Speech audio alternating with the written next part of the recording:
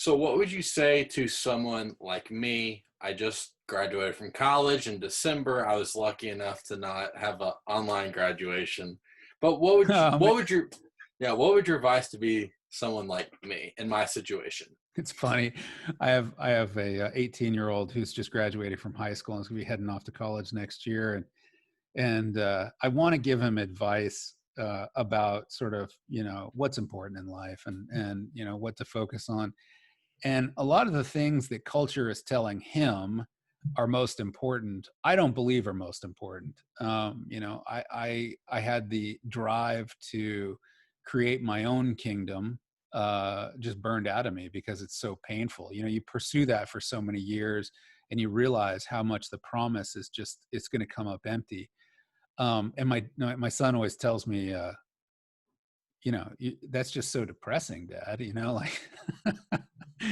And so I think I've changed some of my advice to younger guys. I feel like the world as God created it is an exciting place.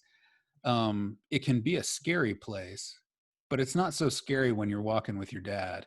There's a security that when we live in sonship and when we view ourselves not as little gods in our own little fiefdoms, making all the decisions, but also facing all the consequences. When we realize that we're actually walking with a beloved, with a outrageously loving God, and that we are beloved sons and daughters, the world is bigger, both bigger and more full of wonder and mystery. That's a lot of what Odyssey is about.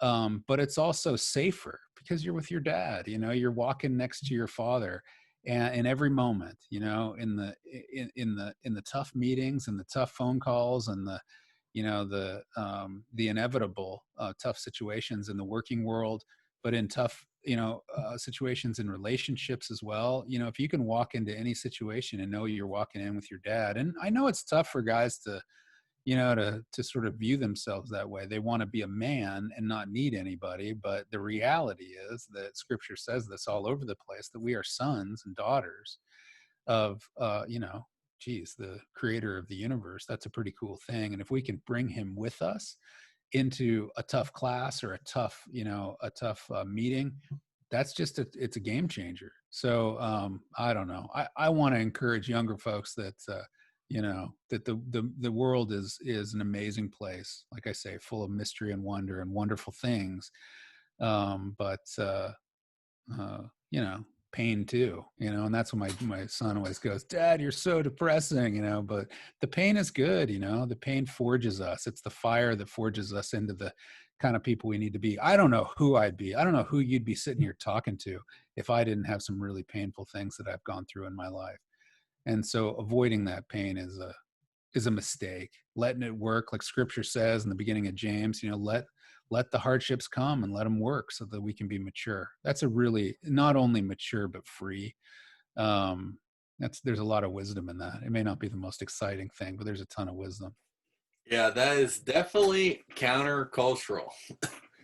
That's right. Gosh, our culture says avoid pain at all costs, numb it, medicate it, deny it, run from it, and that's just, pain ain't so bad. Pain's a friend, It's not a fun thing to talk about, but it is.